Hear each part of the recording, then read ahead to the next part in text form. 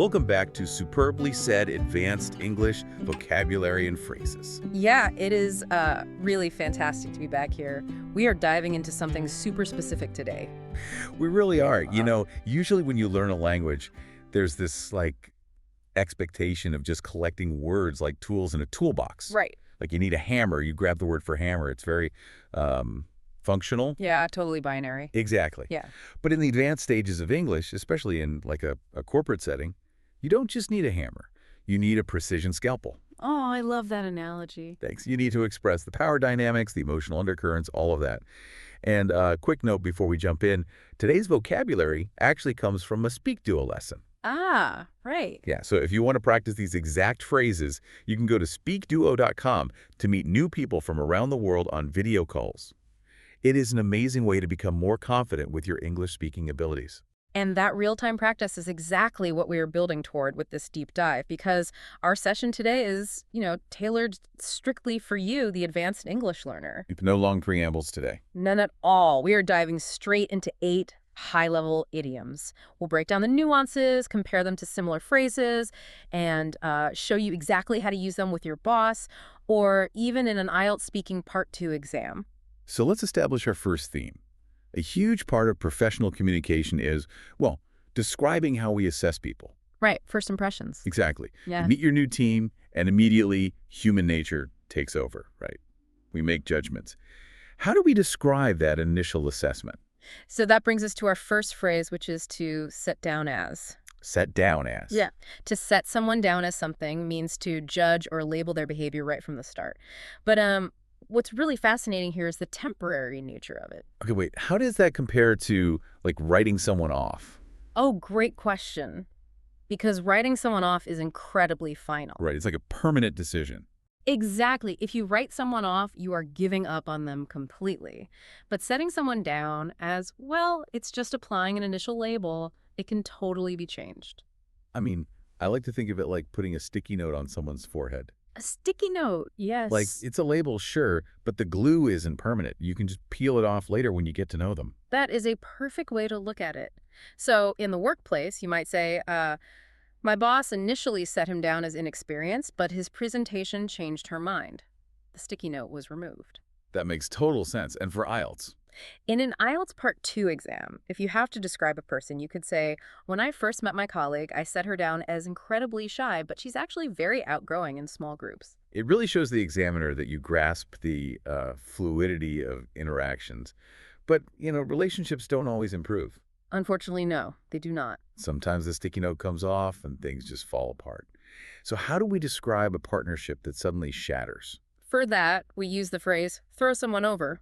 Oof, that sounds harsh. It is a bit harsh. Figuratively, to throw someone over means to abandon them or suddenly end a partnership, leaving them, completely stranded. Let me push back on this a little bit, though. Yeah. In a corporate context, is throwing someone over just a fancy way of saying someone got fired? No, actually, think about comparing it to letting someone go. Right. Letting someone go is very HR. Exactly. It's a sanitized, formal procedure. Throwing someone over implies an abrupt, almost betraying abandonment. It's like a trust fall where the person just steps out of the way. Wow, so it carries real emotional weight. It really does. At work, you might say, I couldn't believe my collaborator decided to throw me over right before the big project deadline. And for IELTS Part 2, describing a difficult experience, you could say, the most challenging project I faced was when my business partner threw me over at the last minute. Exactly. But wait, does this always imply, malicious intent? Are they doing it to be evil? No, and that's an important distinction. It doesn't necessarily mean malice. People often throw someone over out of pure panic. Oh, like they just get overwhelmed. Right. The pressure mounts and they just bail. But regardless of their intent, the impact on you is always jarring. And when people panic and drop the ball, mistakes inevitably happen, which is a perfect transition into our second theme. Navigating workplace obstacles and errors. Exactly. When a mistake occurs, how do leaders handle it? Well, let's look at the phrase brush something aside. This means dismissing or ignoring a concern without giving it proper attention. Now, that sounds a lot like sweeping something under the rug. Are they interchangeable? They are cousins, for sure. But there is a crucial psychological difference. Which is? Sweeping something under the rug implies you're hiding a secret out of shame. You want to conceal it so you don't get caught. Oh, and brushing something aside. Brushing aside is done right out in the open. You dismiss a valid concern simply because you think it's unimportant. Ah, so there's an element of arrogance to it. Absolutely. It's a top-down dismissal. At work, you could say, when I raised the budget issue, arrogant corporate management simply brushed it aside without proper investigation. That would make you feel totally invalidated. Right. And in IELTS Part 2, describing a disagreement, you might say, I felt incredibly frustrated when the team leader brushed my safety concerns aside. It really paints a vivid picture of bad leadership. Yeah. But, I mean, not every ignored mistake is a sign of bad leadership, right? True. Sometimes ignoring a mistake is highly strategic. And for that, we use the phrase, let something slide. Let something slide. Meaning what, exactly? It means intentionally ignoring or overlooking a minor mistake. Wait, if I'm a manager and I just let something slide, doesn't that make me weak? Isn't that just forgiving and forgetting? It's a super common misconception, but no, forgiving is a deeply emotional act. Letting something slide is purely tactical. Oh. You see the error, you know what they did wrong, but you strategically choose not to address it to keep the momentum going. I see. It's kind of like a referee in a sports match. Oh, yes. Tell me more. Like, the ref sees a tiny foul, maybe a little tug on a jersey, but if it doesn't affect the play, let it slide. Because if they blew the whistle for every tiny infraction, they'd ruin the flow of the game. That is exactly the nuance. You see this constantly in effective leadership. You might say, my boss is usually strict, but she decided to let the small formatting error slide to keep the meeting on track. Yeah, she saw it, but the meeting's momentum was more important. Right. And for IELTS Part 2 about leadership, you could say, as a manager, I learned that sometimes you have to let minor issues slide to maintain team morale. I love that. Okay, so if you navigate all this office politics successfully, you actually start seeing real results. Which brings us to our third section. Reaching goals and overcoming the odds. Exactly. So how do we talk about achieving success? Let's start with a beautiful phrase, come within reach. This describes a goal becoming attainable after seeming really distant. Why not just say it was a dream come true? Because the tone is totally different. A dream coming true feels like a sudden magical event. Poof, you won the lottery. Right, like fairy dust. Yeah, but coming within reach describes something much more grounded in hard work. Think of the final stretch of a grueling marathon. You're exhausted, your legs are burning. Exactly. But suddenly you turn a corner and the finish line is finally visible. You still have to do the work, but you know you can do it. So at work, you might say, after extensive studying, her ambitious professional certification finally came within reach. Yes, it highlights the effort. Or for IELTS Part 2, after months of saving every penny, buying my own laptop finally came within reach. It really honors the struggle. And when you finally cross that finish line, you get to use our next phrase, carry something off. I love this one. To carry something off means succeeding in doing something difficult or daring. It sounds a lot like pulling something off. It is very similar. But carrying something off has an extra layer of style to it. You do it with flair and, crucially, with visible confidence in front of an audience. Okay, I have to ask. Because literally, if I say I'm going to carry something off, does it sound like I'm a burglar stealing a TV out the back door? I mean, you aren't wrong about the literal definition, to physically transport an object away. Right. But figuratively, it's about walking away with a metaphorical victory, usually when people expected you to fail. So you weren't stealing a TV, you're stealing the show. Exactly. A great workplace example. She managed to confidently carry off the difficult presentation despite facing incredibly fierce international corporate competition. Or for IELTS Part 2, even though the projector broke, I carried off the speech with humor and confidence. Notice how both examples have an obstacle. You don't carry off making a cup of coffee. You carry off a victory against the odds. Absolutely. Now, after carrying off that massive presentation, your adrenaline is going to crash. Oh, big time. You'll need to rest. Which is our final thematic section, taking a break and decompressing. Our first phrase here is potter about. It means doing small, unhurried tasks in a relaxed or aimless way. Is that just the same as killing time? No, the distinction is all about your internal state. Killing time implies you're bored and just waiting for something else to happen. Like staring at the clock. Right. But pottering about is an active, joyful embrace of doing minor tasks. Trying a recipe, fixing a shelf, no strict agenda. It's the ultimate slow weekend vibe.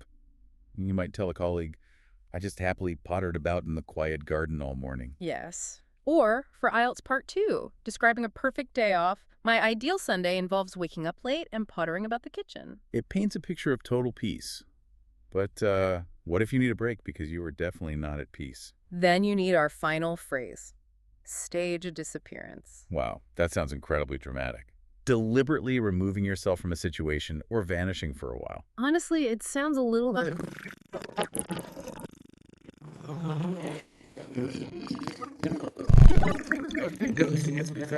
It's usually to avoid a person, and it's considered rude, a failure to communicate. in staging a disappearance. It's a broader, intentional retreat from a stressful environment, regaining your perspective.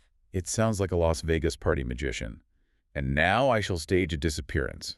But I guess it perfectly describes a modern digital detox. It really does. At work. After the merger, the project lead was so overwhelmed she staged a disappearance and started offline for 3 days. She just drew a boundary.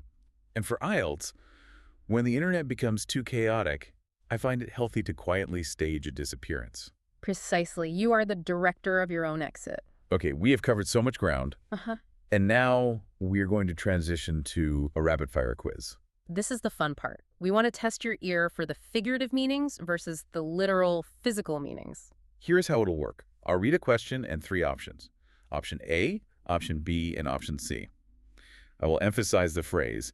Take a moment to think. Feel free to pause the audio here if you need to think about the answer. And then I will give you the solution right away. Ready? Let's jump in. Question 1.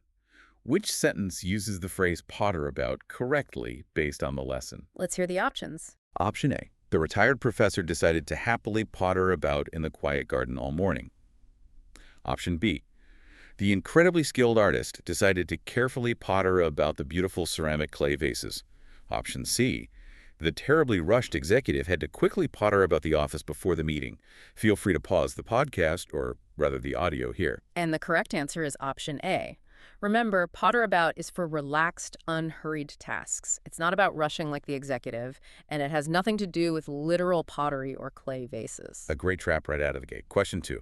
Select the context where the phrase set down as is most appropriately used. Okay, what are the choices? Option A. The exhausted delivery driver carefully set down as many heavy packages as physically possible. Option B. The diligent university student immediately set down as much historical information as absolutely necessary. Option C. Many new employees incorrectly set him down as highly unapproachable during their initial introductions. Pause here if you need a second. The answer is option C. Think back to our sticky note analogy. It's about labeling someone's character, not physically setting down boxes or writing things down. Spot on. Question 3. In which situation does someone successfully carry something off, figuratively? Let's see them. Option A. The powerful construction worker managed to easily carry something off the dangerous wooden platform. Option B. She managed to confidently carry something off despite facing incredibly fierce international corporate competition. Option C. The incredibly sneaky nighttime burglar managed to quietly carry something off into the darkness. Feel free to pause here to think. The correct choice is option B. This idiom is about succeeding with flair against obstacles, not physically moving wood or a burglar literally carrying a TV out into the night. I'm so glad my burglar made it into the quiz. Question 4. Which response best demonstrates the idiomatic meaning of throw someone over? Give us the options. Option A.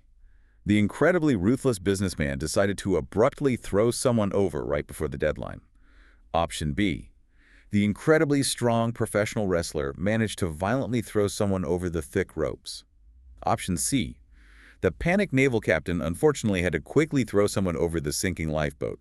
Pause if you need a moment. That would be option A. We are talking about abandoning a partnership. Options B and C are very literal, and we are definitely not talking about throwing human bodies over wrestling ropes. Yeah, hopefully not. Question 5. How would a professional accurately use the phrase brush something aside? What do we have? Option A.